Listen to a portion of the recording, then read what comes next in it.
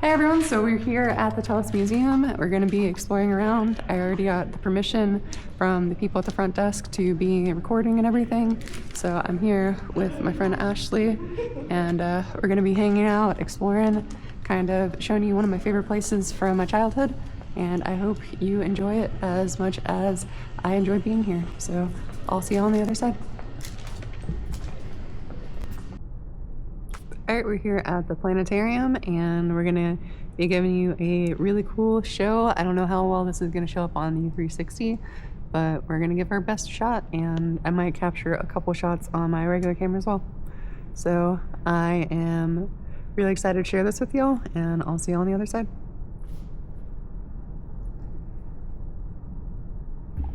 On our dome lights so that we can get a good view of our nighttime sky.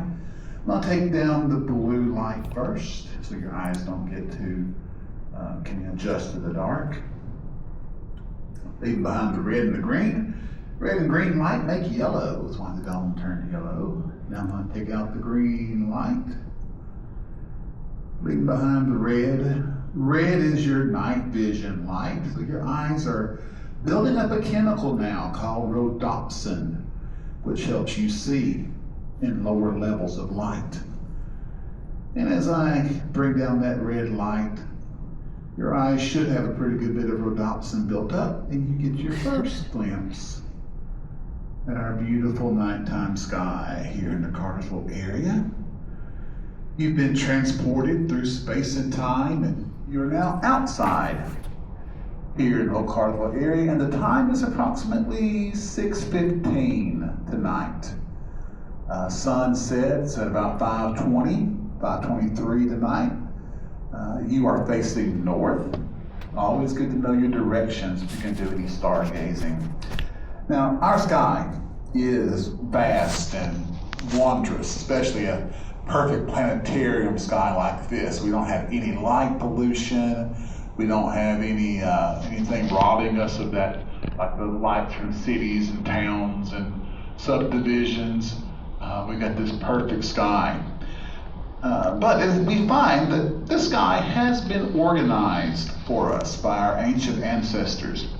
We want to know in order to mark the seasons and also to try and understand this thing called life.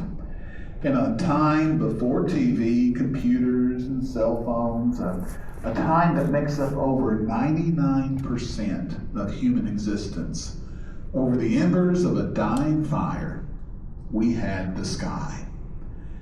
They organized the sky into patterns that we call constellations. And they use these constellations to teach their children about the seasons of the year, the passage of time, but also their way of life and even morality. There's something almost comforting about these constellations. They always rise in the east and set in the west. The same constellations rise at the same time of year. You never see a new constellation show up in the sky unexpectedly. To help teach these constellations to their children, they associated these patterns with things they knew about. Animals, hunters, young maidens, a whole set of hopes and dreams and some nightmares placed in the nighttime sky. Now today, there are 88 officially recognized constellations by astronomers. We still use them to share information about the location of objects in the sky. Let's explore some of these constellations and the stories behind them and some of the science as well. Now we're going to start in the northern sky, in the northeast in particular, where we find a W-shaped pattern of stars or an M-shaped pattern of stars, depending upon how you look at it, known as Cassiopeia. Right there in the northeastern sky, you can see why I call it a M or W-shaped pattern. Cassiopeia is the queen of Ethiopia, That's what our ancestors placed in the sky. And she is the start of one of the most famous of the ancient stories in the sky. She was extremely vain and thought of herself as being the most beautiful woman anywhere on earth. She would spend endless hours admiring herself in the mirror. And she was equally proud of her daughter, Andromeda, who is in the sky slightly above her. Andromeda is also known as the Chained Princess, for a reason that will become clear here shortly. Okay. One day, Cassiopeia bragged that Andromeda was more beautiful than all the mermaids in the ocean. And this angered Poseidon, the god of the sea, and he stormed to the castle of Cassiopeia's husband, King Cepheus, who is right beside Cassiopeia. So Poseidon visited King Cepheus and confronted him for Andromeda's and Cassiopeia's insolence. Poseidon said, "Being a fair and angry god, I will give you two choices for your punishment.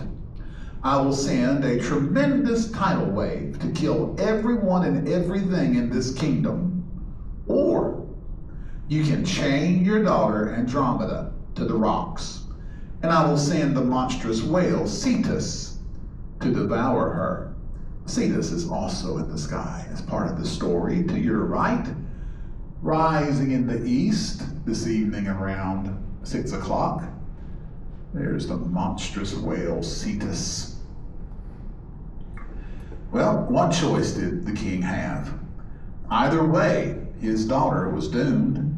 So he made the terrible choice to send her to the rocks to await the sea monster. Soon the ugly head of Cetus appeared out in the ocean and began to swim toward his midday snack. What was going to happen?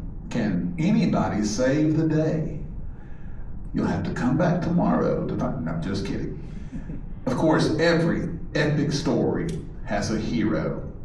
And our hero's name is Perseus. Right below Andromeda is the stars of the constellation Perseus.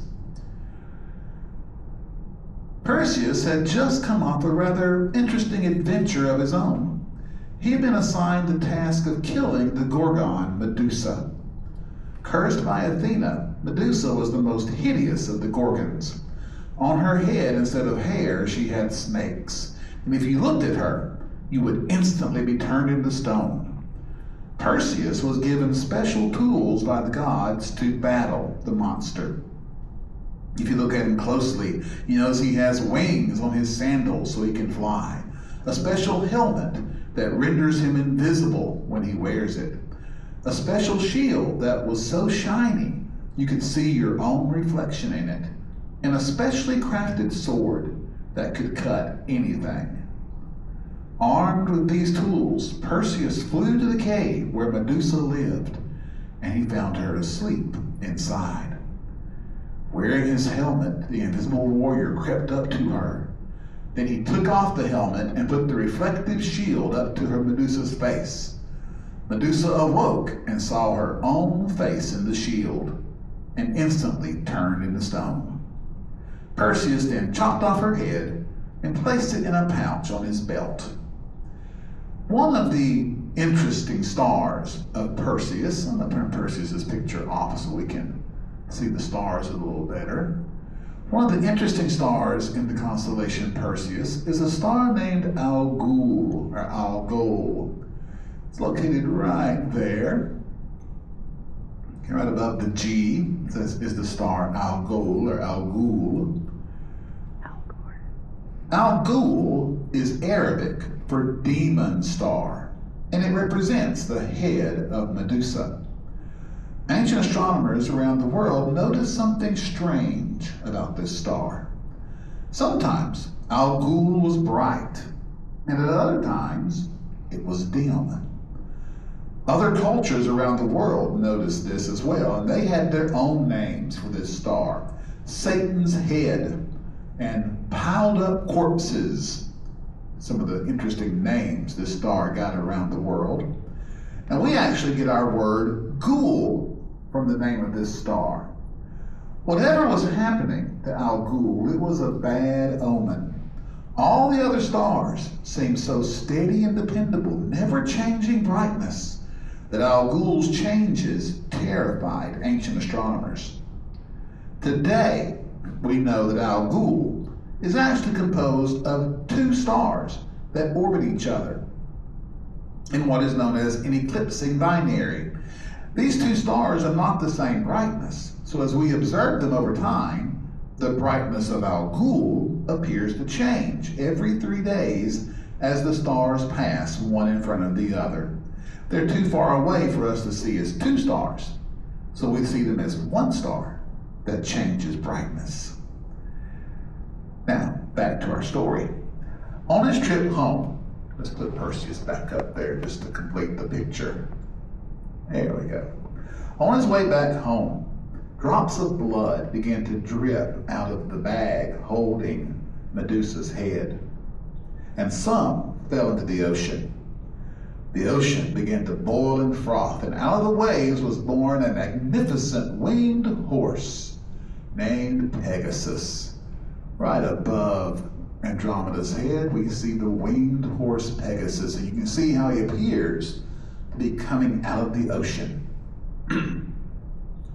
An easily seen part of Pegasus, which helps you find it, especially in mid-fall or late fall evenings right now, because it's almost directly over your head, is an asterism known as the Great Square of Pegasus.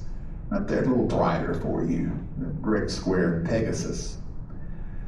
Perseus and Pegasus became friends, and as they were flying over Ethiopia, they noticed Andromeda was about to be devoured by Cetus. So Perseus flew down to the beach and told Andromeda to shut her eyes and to not look, no matter what happened. He then pulled out the severed head of Medusa right in front of Cetus's face. Cetus took one look at Medusa and turned into stone, sinking to the bottom of the ocean. Then Andromeda and Perseus flew away on the back of Pegasus, got married, and lived happily ever after. But not all ended happily. In the end, having no retribution for Cassiopeia's insults against his daughters made Poseidon furious. As an eternal punishment for her, Poseidon tied her to her own throne and placed her in the sky, forcing her to forever revolve in the sky where we still see her today, surrounded by the reminders of her mistake and her vanity. And so we can tell her story. Let's look at Andromeda one more time. I'm going to turn off the Great Square there, and I'm going to turn off Andromeda's picture. Make it a little bit easier to see. Okay. If you have a dark sky and really good eyesight, within the stars of Andromeda, we can find a hazy little blob of light right there, right above her knee. And again, if you have a good dark sky and good eyesight, you can actually make that out. You can actually see it in the nighttime sky. This hazy blob of light is called M31, or the Andromeda Galaxy. Everything you see in the sky with your eyes is part of our Milky Way galaxy, with the exception of this one blob of light. The Andromeda Galaxy is an entirely separate galaxy from our Milky Way and our closest neighbor. The Andromeda Galaxy is the farthest object one can see with the naked eye. Again, if you have good eyesight, you can see it. If you have a good pair of binoculars or a telescope, you can see even better. We're going to get another look at a Milky Way galaxy later, but that's the Andromeda Galaxy. The Andromeda Galaxy is very, very far away. Now, when astronomers measure distances, they don't use tiny units like miles or kilometers. They use light years. the distance light travels in 1 year. Light's the fastest thing in the universe. It travels 186,000 miles per second. So in 1 year, it covers a distance of 6 trillion miles. The Andromeda Galaxy is about 2 million light years away. So when you look at the Andromeda Galaxy tonight, if you have good eyesight, you can see it. You see that little hazy blob of light right there. That light actually left the Andromeda Galaxy 2 million years ago and is just now getting here to the Earth. Now, to continue our exploration of the sky, I need to turn us south. So we're going to pick up our chairs and turn around and face the south. Now, if you have motion sickness or have a tendency toward that, you might want to look away, close your eyes, look at your feet, something, because we're going to turn to the south. Here we go. Oh, that's so cool.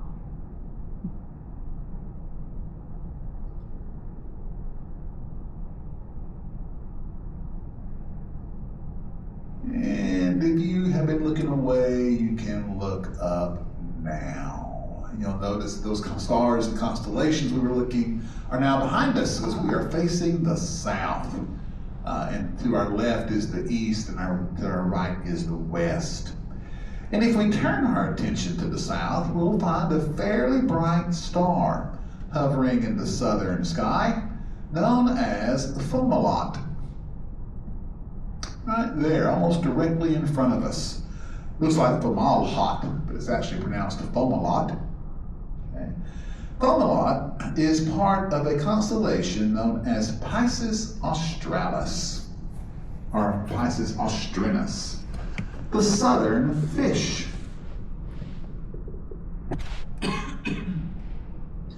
Now, he's not very well known, but he is the big daddy excuse me, of the two smaller fish that make up the more famous constellation of Pisces.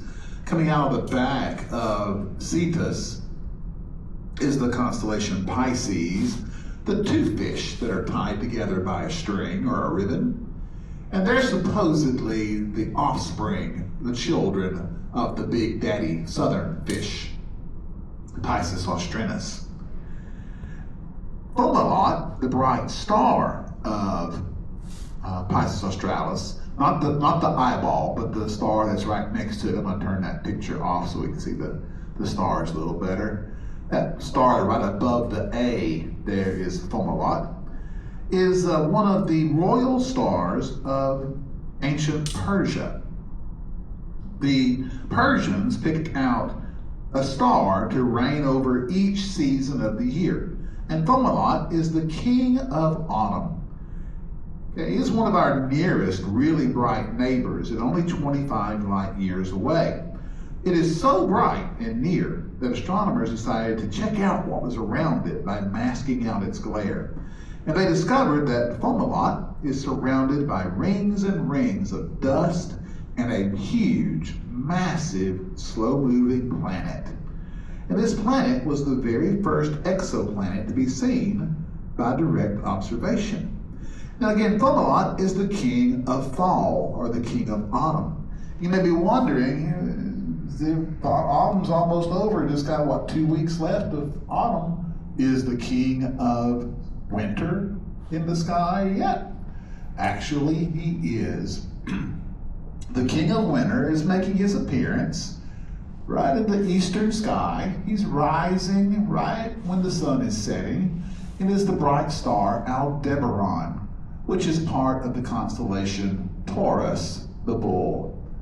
It's the bright eye of the constellation Taurus. And he's the king of winter, and he'll be reigning in the sky over the next several months. And Fomalhaut will be sinking into the west, a little closer to the west every sunset, and by January, Fomalhaut will be disappearing by mid to late January in the west at sunset. Now, to the west of Piscis Australis is an asterism called the Teapot. Right there, almost sinking in the west, is the Teapot. You can make out the handle. The spout is almost disappearing there in the west. The teapot is actually part of a bigger constellation, Sagittarius, the archer, the centaur. In mythology, Sagittarius is Chiron, who is half man, half horse.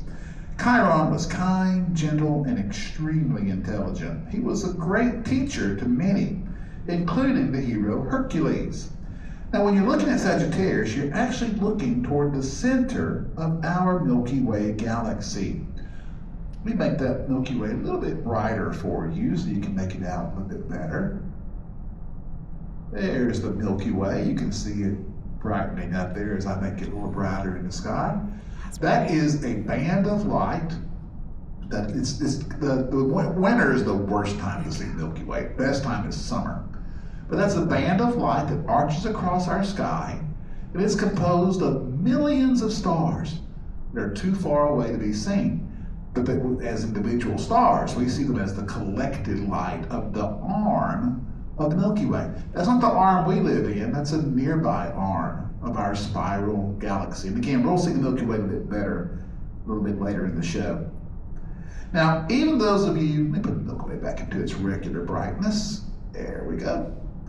Even those of you that do not have a lot of astronomical knowledge have probably heard of some of these constellations, such as Sagittarius, Pisces, Taurus, over here in the eastern sky.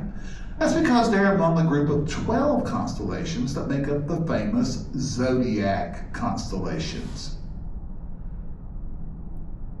There's the rest of them. Okay.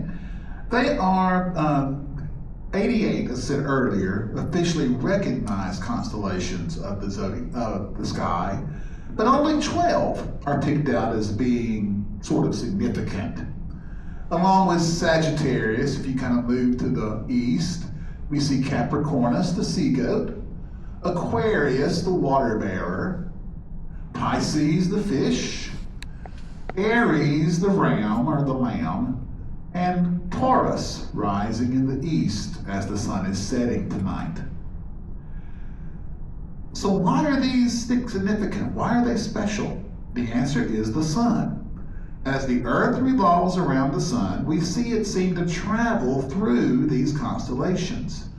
Our ancient astronomers kept records of which constellations the sun seemed to visit throughout the year, and noticed it was always the same ones at the same time of year.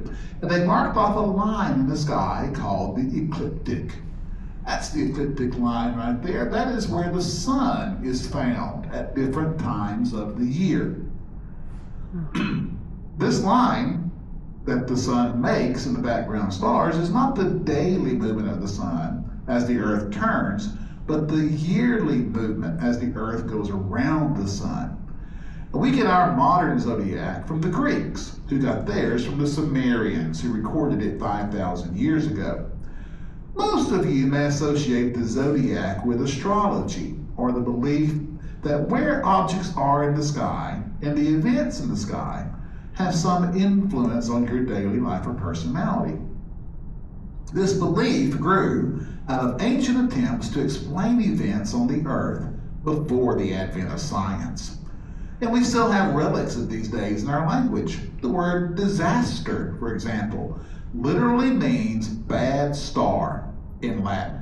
If something happens that's really bad, a disaster happens, it's because there's a bad star in the sky. The word influenza comes from the phrase meaning under the influence of the stars. If you're sick, it's because you're under the influence of the stars. You have influenza. Thus was born the idea of your birth sign being where the sun was on its yearly journey on the day you were born. If we watch the ecliptic over the year, you'll discover that it has 7 objects that travel along it, visiting the zodiac. You already know about the sun. The second object is the moon. The moon travels through the ecliptic. The moon is right there. I know you can't see it. That's because we have we'll make it a little bigger for you. There. We have a waxing crescent moon right now. So it just barely has a sliver of the moon lit up. But you'll notice that it is sitting very near the ecliptic. It is in the constellation Capricornus. The moon travels along the zodiac constellations as well. So the sun is one, the moon is the second object. What are the other five? They're the wandering stars, or as the Greeks called them, the planetos. And today we know them as the planets. They're not stars, but they're other worlds of our solar system. And they travel along the ecliptic and show up at various times of the year. Between the Capricornus and Sagittarius is the planet Venus. Right there. That's the planet Venus, shining very brightly in the western sky.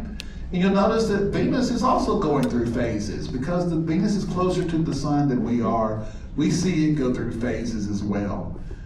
So right now we have a first quarter Venus, where half the planet is lit up, but it's still very bright. Okay? So there's Venus. We also have, if you come up and look in the constellation Aquarius, the water bearer, there's Saturn right there. Okay? The rain planet is in the constellation Aquarius. Come over to Taurus, the bull, and between the horns of Taurus, the bull, is Jupiter.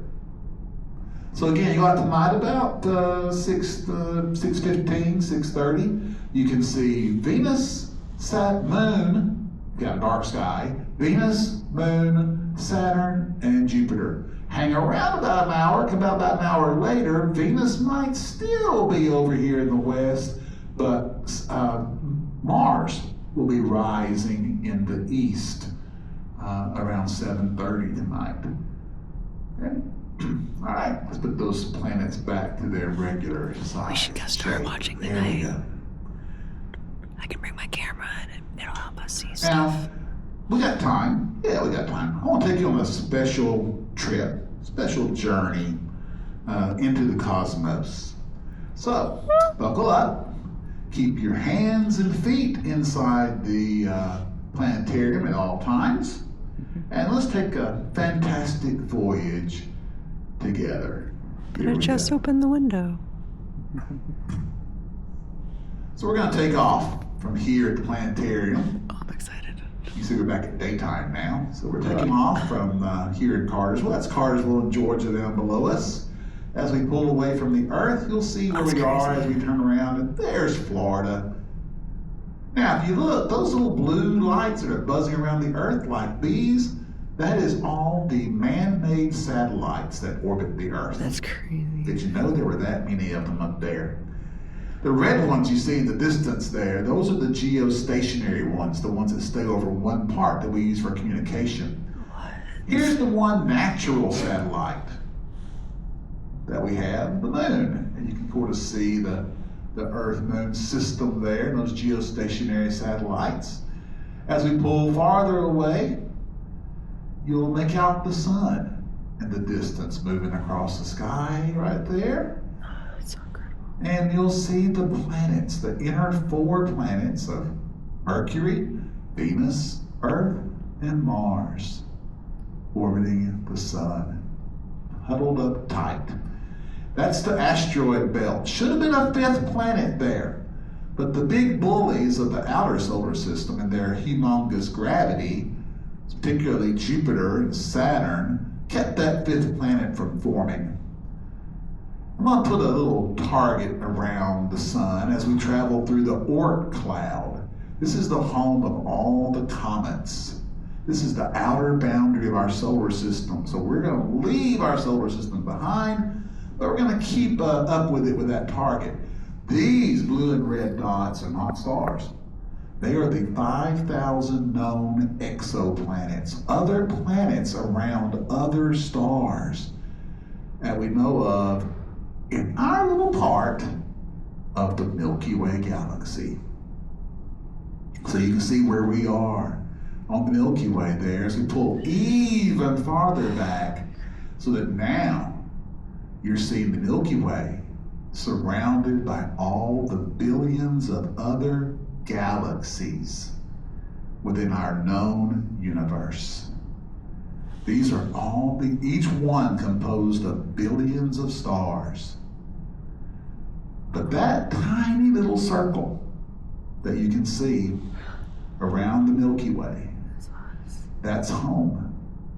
That little speck of dust inside that tiny circle. Every person you've ever known, every person you've ever heard of, every person throughout history existed on that little tiny speck of dust. The cool thing is that we as humans, we can know this amazing universe. We can study it, we can learn about it, and we can take our place in this universe as a citizen, something the Greeks called a cosmopolitan, a citizen of the universe. As we learn more about it, and that's my hope for you as you leave here this morning or this afternoon, is that you continue to learn and study and know more about this amazing universe that we live in, and you take your place as a true cosmopolitan. All right, I'm going to start to bring up our house lights now. So I'm going to bring up the red light first. Tell you what, I don't want you to get too C6. I'm going to pause the universe there for a second. Aww. Okay. Now I'm going to bring up the green light. Then we'll bring up that blue, get that nice warm white light back. All right, and when your eyes have adjusted and you feel safe to move, you can head to the exit. If you've got any questions, anything you want to ask about, feel free to hang around and ask. I will try my best to answer them, and hope you enjoyed it. Hope you learned something new, and hope you'll come back and see us again. Thanks, Captain.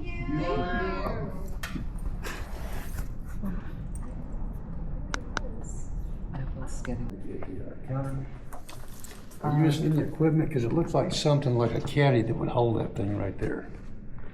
It's a little thin caddy. It looks like a caddy for a cell phone, but it's thin like that. It's like that would fit in it perfectly. I can come check it out before But we it's up leave. there I when don't you think walk up so. to the front desk. It's right there on that little, that dinosaur is. It's right there on that counter, laid on the other side. Cool, like the very where you pay and everything. Yeah. Okay, thank you. I'll check out there We, before I leave. everything we find, we put it up there so they'll know where it's at if anybody loses it and know where to come. I really appreciate you checking in. Sure. I don't think I'm missing We're anything. just looking at it, trying to figure out what in the world it went to. I know Gotcha. they don't make cell phones that skinny anymore, but it looks like that would fit it perfectly, so. I don't think I've left anything, but I'll still double check just in case. Okay.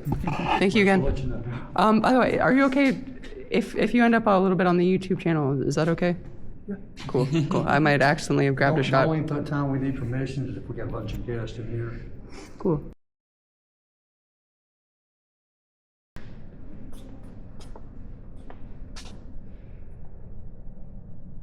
It's more rhodochrosite.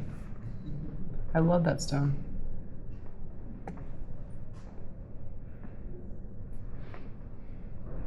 Okay, I could spend too long here. Unfortunately, I think we gotta move on. Yeah, we've got about 15 minutes. Yeah. I really want to do the dig thing real quick. I might just have to wait to pee.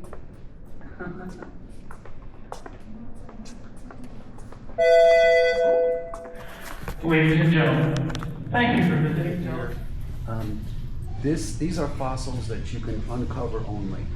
And there's brushes there, you can use your hands. Okay?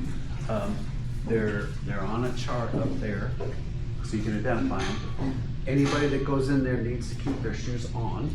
Okay. All the other areas also have fossils that you can uncover, but in addition to, they have small take-home fossils. Yeah. You can take one take-home fossil per person. Awesome. There's plastic bags to take them home with. There's a chart up here that shows you what kind of take-home fossils that are in there. There's crinoid stems, sea urchins, brachiopods. They're in here. I'm really excited. So, I still haven't figured out what a blastoid is. what a what? A blastoid is, or Is it up they're here? not there. But there were fossils in another place, and I was just, if you happen to know, Just Google it. that's fair. Yeah, that's what I didn't know some stuff here, and I Googled it, and it was fine. But if you have questions about stuff here, you can ask me. There's a book, or you can actually just search it. Cool. I appreciate you. I don't think we'll have time to get the full experience. I wish I had more time to chat and everything, but we'll see. How much time. You only got like 10 You want minutes. some fossils? I You want a fossil? definitely want to take home a souvenir. Oh, there is there's a lot of shark's teeth. A lot of shark's teeth. There's a fair amount of. This would be a crinoid stem. See up there? Yeah. There's a couple of ammonites. They're kind of rare. You don't have any ammonites. Gotcha. I imagine they're everyone's favorite. They are, yeah. They are kind of big. So, That's the you, one of the ones that's a thing. where's your RV at? It's like right up the road. At the truck stop, JP Truck Center. Yeah. Is there a park over there, or is there a camping thing over there? I camp I pay for the truck parking. I just Oh, okay, I got you. stay there. It's a little bit cheaper. And I'm completely off the grid, so I don't need to like have Okay. water or power or anything. Cool. So you travel a lot? I do YouTube and I do massage therapy, and I just travel and I'm sorry, you do what kind of therapy? massage therapy. Oh, I'm a okay. massage therapist. All right. That I get a massage every month. It really helps. It helps so much. It's medicine. It puts my body back together. It's really medicine. Yeah. I got into it because I thought I was going to die. It's a long story. I'd had a lot of internal issues, and then massage started making it better. And I had no idea why. I since went to college and everything, and I learned a lot of the inflammation I had was not getting better because my body was just constantly like stressed and fighting itself. And then once I was able to like give myself that space to kind of relax and let my muscles settle, it made a world of difference. But I'm very passionate for the healing power and trying to share that information with people. Yeah, my daughter is a physical therapy assistant, so they kind of like we all believe in it. Hand in hand. So, do you, You found some teeth. are you staying here? Are you staying here for a while? I've been here for a couple weeks so far. Yeah. Okay. Where y'all going next? I think to my parents' house just to pick up some stuff. But are you talking about like after like the next camping spot, or? Yeah, whatever. Yeah. I don't know yet. I'm like slightly contemplating leaving the state just with everything that's happening politically. It's a Yeah. little bit scary if you're not Republican aligned right now. All right. Well, But I appreciate your time. it's a welcome. The unusual day here is not too many people. Not too many people. I was surprised picked a very to see good day. quite so few. I think for all the photography. There's a Christmas parade in Cartersville, which is the next thing up. That might have something to do with it. And it's Okay. during the week, and it's between Christmas and Thanksgiving. So That weird time period where not as many people are.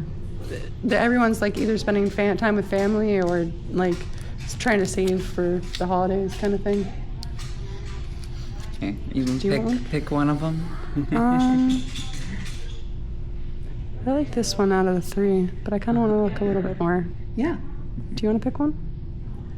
Let's see.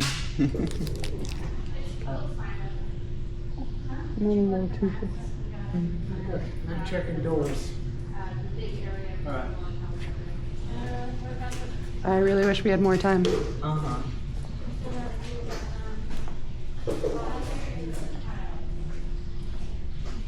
What do you do? Just make sure it's secured? Yeah, don't touch the handle. I'm not gonna touch anything. Yeah, no, I mean, it's, if you do this one, I'll do it for you. Oh, okay, you just see, like, that little thing is, I just make sure it's locked. The time is now 4:55, and the museum will be closing in 5 minutes. Please make your way to the front exit. Thank you for visiting Tellus Museum. all right, thanks y'all for stopping by. Yep, yep. If you're gonna be here longer, if you're gonna stay here weeks longer, did you have a chance to go to the planetarium today? We did. You did? Amazing. Isn't It it was amazing? lovely. I'm gonna work in there on Saturday, and I work in there because I love the planetarium. Getting to see like all the scale of the planets and the galaxies is something that always leaves me very humbled. Yeah. Well, the maintenance guys, they're gonna stop. Have you just They're started? gonna start coming by shooting people out of here. So Yeah, we're you guys better. Thank you going much. for it. Thank you for your time. Coming.